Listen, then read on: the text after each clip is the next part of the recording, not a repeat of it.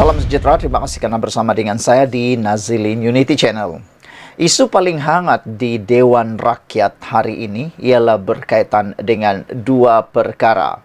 Perkara pertama ialah apabila Speaker Dewan Rakyat dengan tegas mengatakan tiada lagi tolak ansur, selesaikan perang politik di luar. Ini berkaitan dengan tindakan segelintir ahli parlimen, tidak kiralah itu daripada kerajaan maupun pembangkang yang seringkali bertikam lidah di dalam parlimen. Oleh sebab itulah, sesuai dengan titah Kebawah Yang Maha Mulia yang di-Pertuan Agong, Baginda telah memberikan lesen, green light kepada Speaker Dewan Rakyat Johari Abdul untuk boleh menggantung ahli parlimen sehingga 14 hari sekiranya mereka melampaui batasan. Dan Speaker Dewan Rakyat telah memberi amaran kepada ahli parlimen kerajaan maupun pembangkang supaya meninggalkan pertelegahan politik mereka di luar dewan. Jangan terbawa-bawa dalam dewan. Itu perkara pertama. Itu kurang menarik perhatian kita. Yang menarik perhatian kita ialah tentang pendedahan daripada salah seorang penyokong Anwar Ibrahim, iaitu Syed Abu Hussein, ahli parlimen daripada Parti Bersatu, iaitu Bukit Gantang, yang telah menyatakan sokongan penuh kepada Anwar Ibrahim. Menjelang 2 Mac ini, sebelum berlakunya persidangan khas Parti Bersatu untuk memindah perlembagaan, ada dakwaan mengatakan bahawa ada 10 lagi ahli parlimen bersatu yang akan sokong Anwar Ibrahim. Dan dinyatakan sebelum ini mereka akan memberikan sokongan itu sebelum bulan Mac ini. Jadi yang terbaik ialah bermula daripada tarikh hari ini, 27 hari bulan Februari sehingga Mac. Jadi di mana sudah 10 ahli parlimen bersatu yang didakwa akan menyokong Perdana Menteri ke-10. 10 ahli parlimen yang dinyatakan oleh ahli parlimen daripada Bukit Gantang, iaitu Datuk Syed Abu Hussein, Hafiz Syed Abdul Faisal, ialah melibatkan 5 ahli parlimen dari kawasan utara, iaitu di Kedah, Pulau Pinang dan Perak, serta 3 dari kawasan timur, iaitu masing-masing Kelantan, Terengganu dan Pahang. Selain itu katanya, kawasan tengah pula membabitkan seorang ahli parlimen dari Melaka dan 2 lagi ahli parlimen dari Selangor. Sebelum ini, sudah 6 ahli parlimen pembangkang mengumumkan menyokong Anwar Ibrahim, termasuk daripada ahli parlimen Tanjung Karang, Datuk Dr. Zulkafli Hanafi semalam. Saya sebut kata ahli parlimen Bukit Gantang ini, beliau menyebut, tetapi beliau kata beliau hanya menyebut kawasan tetapi tidak sebut nama kawasan. Dia hanya sebut wilayah tetapi tidak nama kawasan. Berikan kebebasan kepada ahli parlimen ini bila dia nak beri sokongan. Mereka sedang berfikir, dijangka menyatakan sokongan kepada Anwar Ibrahim menjelang sesi parlimen 28 Februari ini, kata beliau. Maksudnya, hari ini sudah 27 hari bulan, besok 28 hari bulan. Adakah hari ini, petang ini atau esok 10 ahli parlimen itu akan menyatakan sokongan Anwar Ibrahim? Dan diulang sekali lagi, mereka itu ialah 5 daripada kawasan utara, 3 daripada kawasan timur, dan 3 lagi daripada kawasan Kelantan, Terengganu dan Pahang. Dan ada lagi membabitkan seorang ahli parlimen daripada Melaka dan 2 daripada parlimen Selangor. Siapakah mereka? Sudah dapat diteka sebenarnya siapa mereka. Cuma kita tunggu saja. Nama-nama itu akan keluar tidak lama lagi. Saudara-saudara, apakah ahli parlimen, 10 ahli parlimen ini akan berani tampil menyokong Anwar Ibrahim ataupun mengubah fikiran mereka di saat akhir gara-gara pelbagai isu yang sedang berlaku di sekitar kita ini? Namun demikian, Tita Ketua Duli Yang Maha Mulia yang di-Pertuan Agong telah menyatakan bahawa tidak akan ada sebarang permainan politik lagi selepas ini. Baginda telah menyeru supaya tidak ada lagi permainan politik. Cukup masa pilihan raya saja permainan politik. Dalam ucapan baru-baru ini, pada sesi pemasuran sebelum memulakan sesi pertanyaan Menteri hari ini, Speaker Dewan iaitu Johari berkata dia dan timbalan-timbalannya tidak akan bertolak ansur dengan ahli parlimen yang mempergunakan Dewan Rakyat sebagai gelanggang untuk menghentam musuh politik mereka. Masalah-masalah yang berlaku di luar Dewan Rakyat, sama ada peperangan yang berlaku antara parti dengan parti atau apa-apa jua melalui media sosial, selesaikanlah di luar dan jangan mengheret semua itu ke dalam Dewan Rakyat, kata Johari. Mana-mana ahli parlimen menggunakan platform ini untuk tujuan mengenakan kawan-kawan, kita akan pastikan mengenakan tindakan sewajarnya, kata beliau. Johari juga mengingatkan ahli parlimen bahawa mereka telah melafazkan ikrar rukun negara di Dewan Rakyat lebih awal hari ini, dan oleh itu perlu berusaha untuk mencapai prinsip-prinsip tersebut. Menurut speaker, ahli parlimen mesti menunjukkan contoh yang baik kepada rakyat yang mengikuti persidangan parlimen melalui pelbagai platform. Ahli yang berhormat hendaklah sentiasa mempamerkan kematangan semasa berucap atau berbahas, termasuk menjaga kesopanan dan kesusilaan seperti yang telah kita ikrarkan tadi. Saya dan timbalan-timbalan saya akan tegas bahawa kami tidak akan bertolak ansur lagi dan akan mengambil tindakan sekiranya ahli-ahli yang berhormat tidak mematuhi peraturan mesyuarat. Dalam pada itu, Johari turut mengingatkan semua ahli Dewan Rakyat untuk sentiasa mematuhi peraturan sepanjang persidangan. Katanya ini selaras dengan titah diraja yang disempurnakan oleh Yang di-Pertuan Agong Sultan Ibrahim ketika merasmikan istiadat pembukaan mesyuarat pertama penggal ketiga Parlimen ke-15.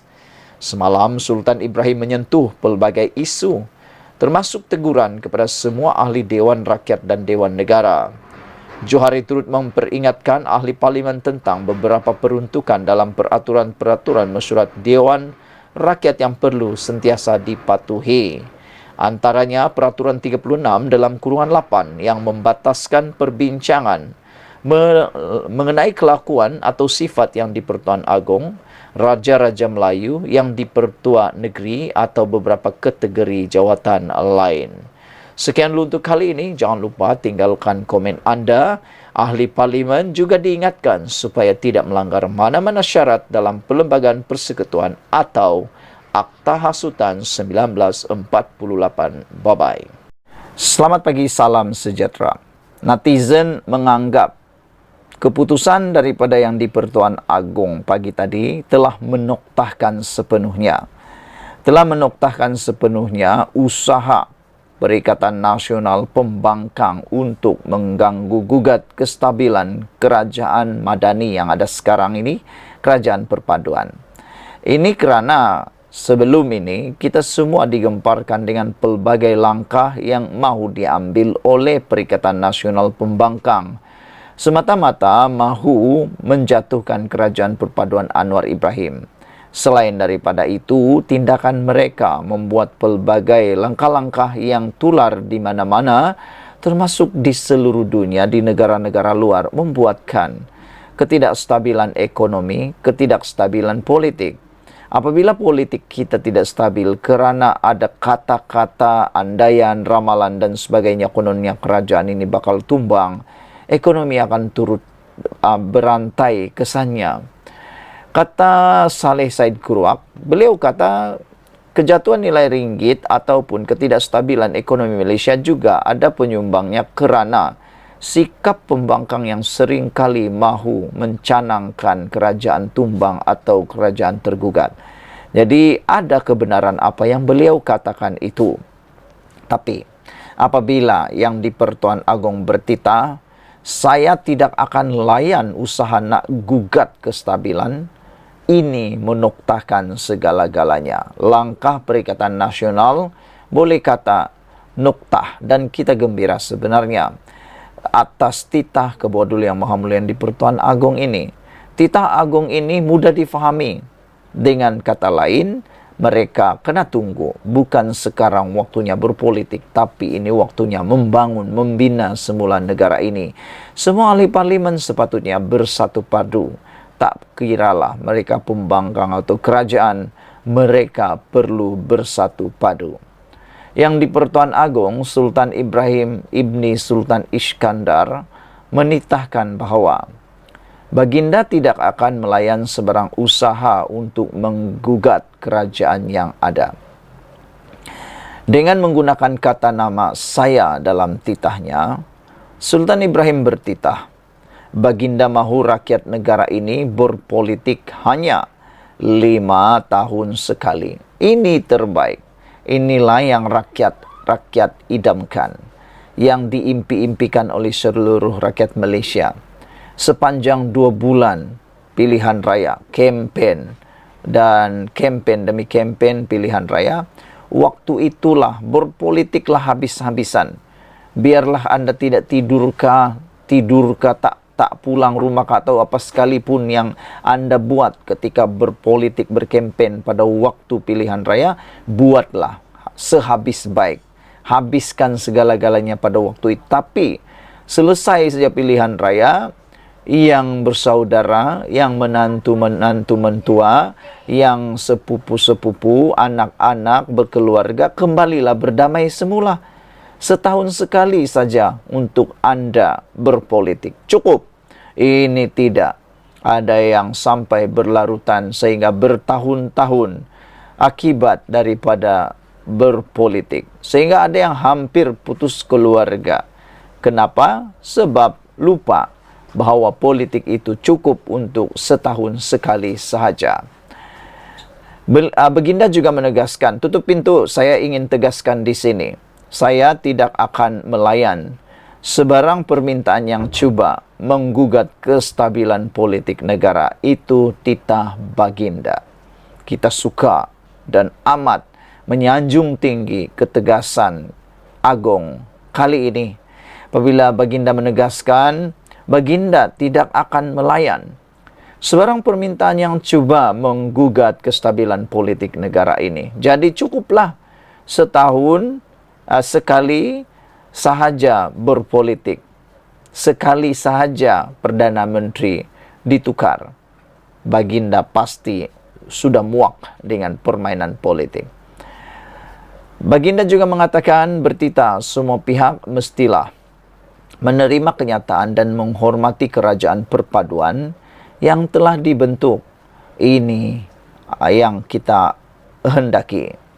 Jika ada yang hendak bermain politik, tunggulah pilihan raya akan datang. Titah Baginda pada istiadat pembukaan penggal ketiga sidang Dewan Rakyat. Ini adalah titah Baginda yang pertama kepada awam selepas mengangkat sumpah sebagai yang di Pertuan Agong. Sultan Johor, Sultan Ibrahim Sultan Iskandar selesai mengangkat sumpah jawatan sebagai yang di Pertuan Agong ke-17 bagi tempoh 5 tahun bermula 31 Januari 2024. Istiadat melafaz sumpah dan menandatangani surat sumpah jawatan diadakan sempena mesyuarat Majlis Raja-Raja ke-264 khas di Belairung Seri Istana Negara. Mesyuarat khas itu dipengerusikan Sultan Terengganu Sultan Terengganu Sultan Mizan Zainal Abidin. Pada istiadat itu juga Sultan Perak Sultan Nazrin Shah turut mengangkat sumpah sebagai timbalan yang di Pertuan Agong bagi tempoh yang sama. Sultan Ibrahim diisytiharkan sebagai yang di Pertuan Agong ke-17 pada mesyuarat khas Majlis Raja-Raja ke-263 pada 27 Oktober tahun lalu. Pemasyuran Sultan Ibrahim sebagai yang di Pertuan Agong ke-17 bagi menggantikan Al-Sultan Abdullah Riayatuddin Al-Mustafa Bilal Shah yang menamatkan pemerintahan sebagai Yang di-Pertuan Agong ke-16 semalam.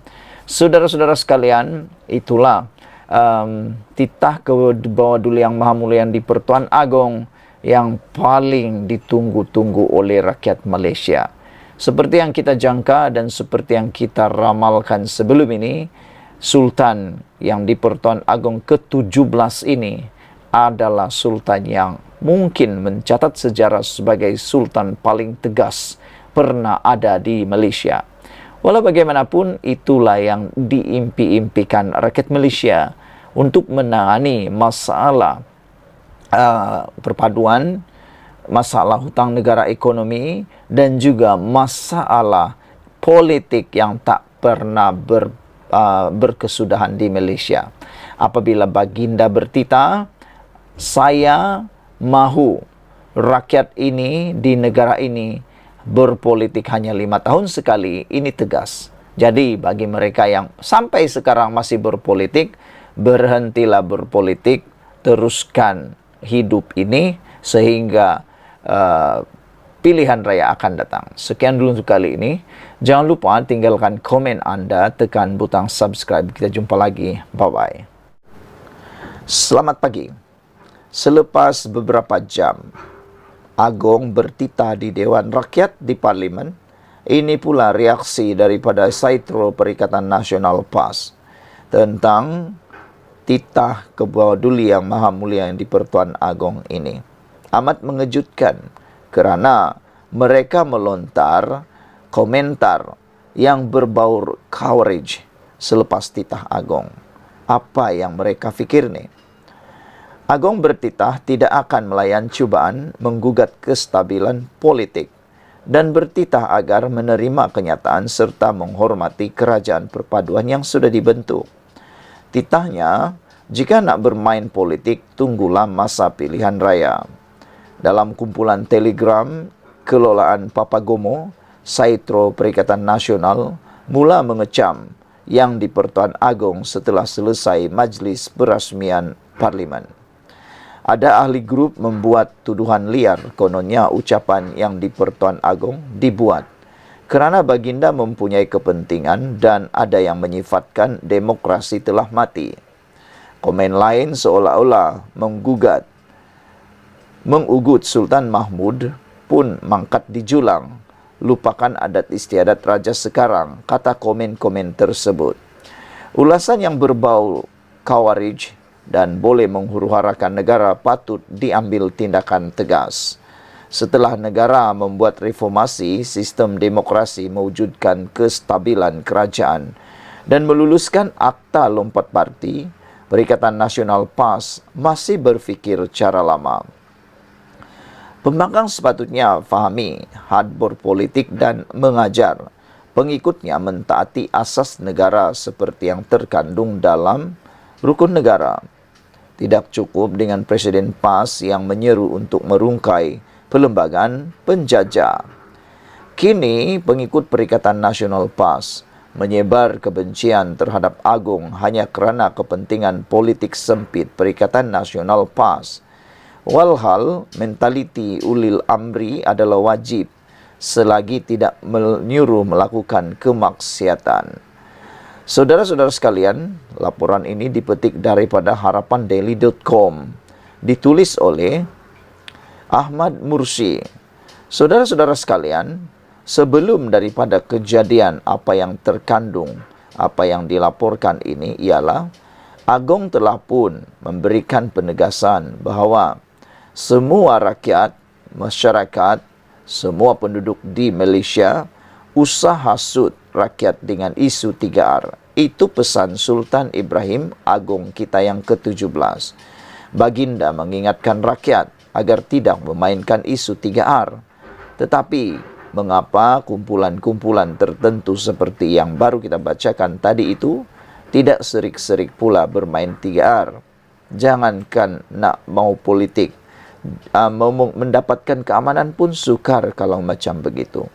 Saudara, janganlah sampai apa yang digendong berciciran, yang dikejar tak dapat. Cuba mengejar kuasa, cuba mengejar politik, cuba mengejar kekuasaan, tetapi keamanan pula hilang.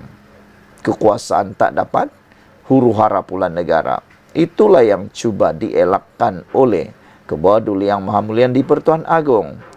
Agong menyeru supaya semua lapisan masyarakat memperkukuh perpaduan negara dan tidak menghasut rakyat dengan memainkan isu 3R. Seringkali isu 3R digunakan bagi mendapatkan sokongan muda kerana perbuatan atau isu yang paling mudah diterima, paling mudah hangat, paling mudah untuk dihadam oleh rakyat ialah isu 3R. Lagi pula isu 3R ini adalah isu yang popular. Mereka atau ahli-ahli politik yang ambil jalan singkat suka menggunakan isu popular. Tapi ingatlah, isu popular itu barangkali akan menjadikan negara kita hancur barai dan tidak akan mendapat apa-apa keuntungan sekalipun. Jadi saudara-saudara sekalian, menurut titah agung, kita semua sedia maklum bahawa Perlembagaan Persekutuan adalah undang-undang utama negara yang mesti dihormati. Ia adalah hasil daripada persetujuan Raja-Raja Melayu untuk membentuk persekutuan dan memberi punca kuasa kepada Parlimen untuk menggubal undang-undang. Baginda bertitah ketika merasmikan istiadat pembukaan mesyuarat pertama penggal ketiga Parlimen ke-15 hari ini. Dalam masa sama, Sri Paduka turut mengingatkan bahawa Perlembagaan Persekutuan telah mengiktiraf Islam sebagai agama bagi persekutuan dan terus kekal dipelihara. Sekian dulu untuk kali ini. Jangan lupa tinggalkan komen anda, tekan butang subscribe. Kita jumpa lagi. Bye-bye. Salam sejahtera. Ini satu kejutan yang kita tidak pernah jangka akan berlaku. Kemarin ketika pembukaan sidang parlimen, isu ponteng ahli parlimen mula menular di media sosial. Abdul Hadi Awang, Presiden PAS yang dipanggil orang paling disukai PAS ini, akhirnya gagal hadir ke parlimen untuk pembukaan itu. Namun demikian, isu ponteng tersebut bukanlah disengajakan. Abdul Hadi Awang, Presiden PAS, mempunyai alasan sendiri mengapa tidak dapat menghadirkan diri, mengapa gagal hadir ke majlis pembukaan Dewan Parlimen atau Dewan Rakyat itu. Untuk makluman anda semua, kehadiran pada hari pertama itu adalah sangat-sangat kritikal. Namun, yang mengejutkan ramai pihak ialah walau mampu mengarang minda Presiden, ahli Parlimen Marang tidak hadir pula ke Parlimen. Ini alasan yang diberikan. Namun demikian, ramai juga yang menjadi hater kepada Hadi Awang ini menyatakan kalau ada rancangan nak jatuh kerajaan, kata mereka, cepat pula nak datang. Bertongkat pun datang juga. Tapi untuk hadir ke Parlimen, kata mereka, kenapa pula Hadi Awang tak boleh datang, kata mereka. Itu persoalan di media sosial yang bertular di sana-sini. Sehingga yang menjadi perdebatan hangat, bahkan sehingga membawa pertikaman lidah, pertikaman keyboard warrior, menyatakan atau memberikan ulasan kenapa Hadi Awang tak hadir. Kata yang lain, ada pula pempengaruh di TikTok kata, kalau langkah Dubai, kalau langkah-langkah yang lain, langkah nak terbuka tap, sanggup bertongkat datang juga berjumpa dengan Tun Mahathir, walaupun baru saja sehat sedikit, telah pun berjumpa dengan Tun Mahathir. Tapi ke Dewan Rakyat sukar pula, kata mereka. Walaupun siri minda Presiden bertajuk Undang-Undang Dirimba mengatasi Majlis Keselamatan PBB disiarkan hari ini, Tan Sri Abdul Hadi Awang tidak hadir ke Dewan Rakyat. Tiada kelibat ahli Parlimen Marang berkenan semasa istiadat pembukaan mesyuarat pertama penggal ketiga Parlimen ke-15 di Dewan Rakyat pagi kemarin.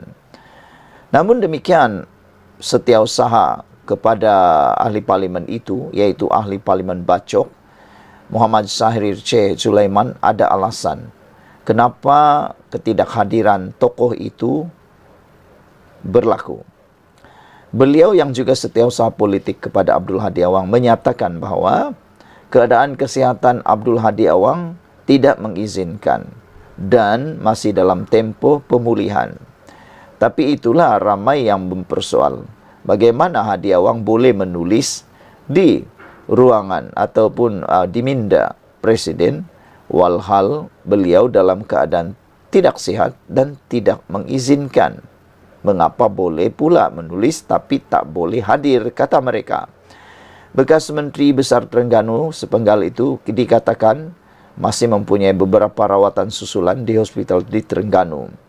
Sahir telah menyatakan surat dan sijil cuti sakit telah pun dihantar ke pejabat yang dipertua Dewan Rakyat. Kata beliau, kesihatan Tuan Guru tidak mengizinkan dan ada dalam tempo pemulihan, ada rawatan susulan. Surat MC sudah dihantar kepada Speaker Dewan Tan Sri Speaker semalam. Pagi tadi, kerusi Abdul Hadi di barisan hadapan blok pembangkang dilihat kosong semasa titah yang sulung daripada di-Pertuan Agong Sultan Ibrahim. Sebelum ini, kehadiran Hadi ke Parlimen amat rendah dengan hanya menghadiri 33 kali daripada 103 sesi Parlimen sejak 26 Julai 2021. Angka itu menurut data yang dikumpulkan Malaysian Care for Conservation and Human Rights melalui inisiatif MyMP. Hadi menguasai kerusi Parlimen Marang sebanyak 7 penggal. Walaupun kehadirannya di Dewan Rakyat boleh dibilang dengan jari, Hadi meraih sokongan tertinggi pada PRU 2022. Sekian dulu untuk kali ini. Jangan lupa tinggalkan komen Anda. Inilah yang paling mengejutkan kita. Presiden PAS ini masih disokong oleh rakyat, bahkan mendapat sokongan paling tertinggi walaupun kehadiran yang amat rendah, yaitu hanya hadir 33 kali daripada 103 kali sesi Parlimen. Sekian dulu Malaysia kita punya. Kita juga sama-sama cintai Malaysiaku. Bye-bye.